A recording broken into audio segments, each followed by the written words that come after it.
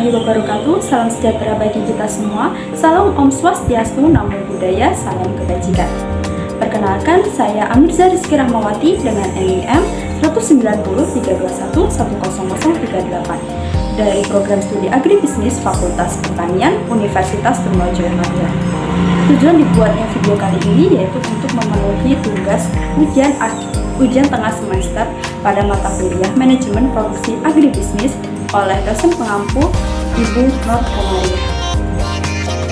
Oke, kali ini saya akan membahas mengenai manajemen produksi agribisnis pada bidang peternakan, khususnya pada peternakan burung puyuh milik Bapak Sudargo yang berlokasi pada Desa Muneng, Kecamatan Purwoasri, Kabupaten Kediri.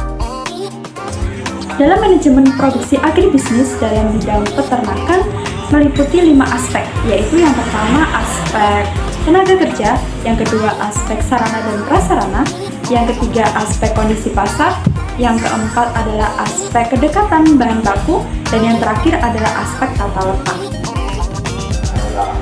Yang pertama adalah aspek tenaga kerja. Tenaga kerja itu sendiri adalah salah satu faktor yang penting dalam kegiatan produksi, karena bila tidak ada tenaga kerja, mungkin kegiatan produksi itu tidak akan berjalan dengan lancar, dan mungkin kegiatan produksi itu tidak berjalan sama sekali. Dan untuk tenaga kerja pada peternakan burung puyuh milik Bapak Sudargo ini mengambil tenaga kerja dari keluarganya, di mana sudah dibagi menjadi beberapa job desk. Yang pertama job desk keuangan yang bertugas untuk mencatat administrasi seperti biaya pengeluaran dan pemasukan, dan selain itu juga menulis pemesanan. Yang kedua adalah aspek distribusi, job desk distribusi. Untuk job desk distribusi ini karyawan bertugas sebagai pemasok ke pasar-pasar yang sudah ditentukan dan mungkin mengantarkan pesanan pada konsumen secara langsung. Yang ketiga adalah job desk perawatan. Dalam job desk ini cukup rumit karena bukan hanya merawat lingkungan sekitar, namun lebih intens seperti perawatan kandang, perawatan burung puyuh mulai dari bibit hingga pasca panen. Aspek yang kedua adalah sarana dan prasarana. Sebelum menginjak pada aspek sarana dan prasarana, saya akan menjelaskan mengenai prasyarat dalam pembangunan peternakan. Yang pertama adalah lokasi peternakan harus jauh dari pemukiman penduduk atau keramaian, dikarenakan dikhawatirkan jika timbul bau yang tidak sedap akan mengganggu masyarakat sekitar dan akan menimbulkan konflik. Yang kedua adalah memiliki sirkulasi udara yang bagus, karena burung puyuh akan cenderung stres jika kandang tersebut tidak memiliki ventilasi atau memiliki sirkulasi udara yang minim. Yang ketiga adalah sebaiknya pemilik memilih lokasi yang lebih tinggi, dikarenakan takutnya jika terjadi banjir akan menimbulkan kerugian yang sangat besar. Dan yang terakhir adalah sebaiknya pemilik mensurvei apakah lokasi tersebut pernah terdampak wabah penyakit atau tidak. Jika terkena, maka lebih baik pindah lokasi atau memilih lokasi yang lain. Memasuki sarana dan prasarana, salah satu sarana dan prasarana pada peternakan adalah kandang. Pada peternakan burung puyuh milik Bapak Sudargo ini memiliki 3 jenis kandang. Yang pertama adalah kandang indukan, di mana kandang indukan ini berisi indukan yang akan menghasilkan bibit. Nah, untuk kualitas bibit sendiri tergantung pada kondisi kandang. Dilihat, entah itu dilihat dari kebersihan kandangnya atau luas dari kandang tersebut. Yang kedua adalah kandang anakan, di mana kandang anakan ini sudah difasilitasi berupa mesin penghangat agar bibit yang ada di dalamnya tetap terjaga kehangatannya. Yang ketiga adalah kandang produksi, di mana kandang tersebut berisi burung puyuh yang siap untuk produksi telur puyuh. Aspek selanjutnya adalah aspek kedekatan bahan baku, di mana bahan baku dari peternakan itu sendiri adalah bahan baku berupa pakan, bahan baku berupa obat-obatan, dan bahan baku berupa bibit. Nah, untuk bahan baku berupa pakan ini meliputi dedah halus dan jagung olahan. Nah, dari mana Bapak Sudargo ini memperoleh bahan baku pakannya?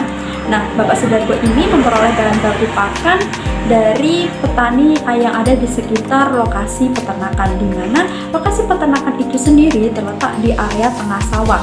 Nah, selain mendapatkan bahan baku, Pak Sudargo ini juga dapat membantu petani sekitar. Jadi peternakan tersebut dapat menguntungkan petani yang ada di sekitar wilayah peternakan tersebut. Yang kedua adalah bahan baku obat-obatan. Nah, di sini Bapak Sudargo ini menyetok obat-obatan yang diambil dari toko terdekat dari lokasi peternakan. Nah, di situ Bapak Sudargo ini juga dapat meminimalisir pengeluaran dalam distribusi. Nah, jika Bapak Sudargo ini mengambil obat-obatan dari luar kota, maka akan menambah biaya transportasi.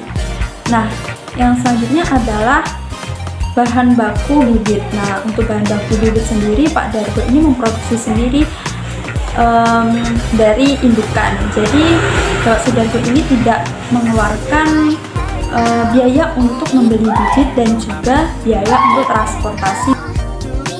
Yang terakhir adalah aspek tata letak, di mana aspek tata letak ini ditinjau dari 4 aspek. Yang pertama adalah aspek kedekatan bahan baku. Seperti yang sudah saya jelaskan tadi, bahwasannya letak dari peternakan milik Bapak Sudargo ini sangat strategis, yaitu dekat dengan penyedia bahan baku seperti penyedia bahan baku pakan dan bahan baku obat-obatan. Yang kedua adalah letak dari peternakan Bapak Sudargo ini lumayan lebih tinggi, dan di wilayah tersebut jarang terjadi banjir dan mungkin tidak pernah dilanda oleh banjir. Yang ketiga adalah aspek sirkulasi udara, di mana seperti yang kita ketahui, lokasi dari peternakan milik Bapak Sudargo ini berada di area tengah sawah, jadi tidak dihiraukan bahwa tersedianya sirkulasi udara ini sangat melimpah. Selanjutnya adalah aspek pasar, di mana letak peternakan milik Bapak Sudargo ini terletak di antara 3 kecamatan sekaligus, yaitu Kecamatan Kertosono, Kecamatan Tukwasri, dan Kecamatan Bangkawa. Dan menurut saya itu adalah sebuah potensi di mana Bapak Sudargo ini dapat meminimalisir biaya distribusi, di mana jarak antara pasar satu dengan pasar lainnya cukup dekat.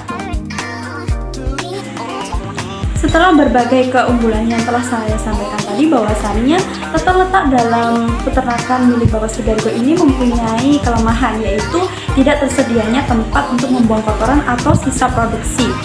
Dan Bapak Sudargo ini mendatangkan kendaraan untuk mengangkut sisa produksi dan dibuang di tempat lain. Dan menurut saya, sebaiknya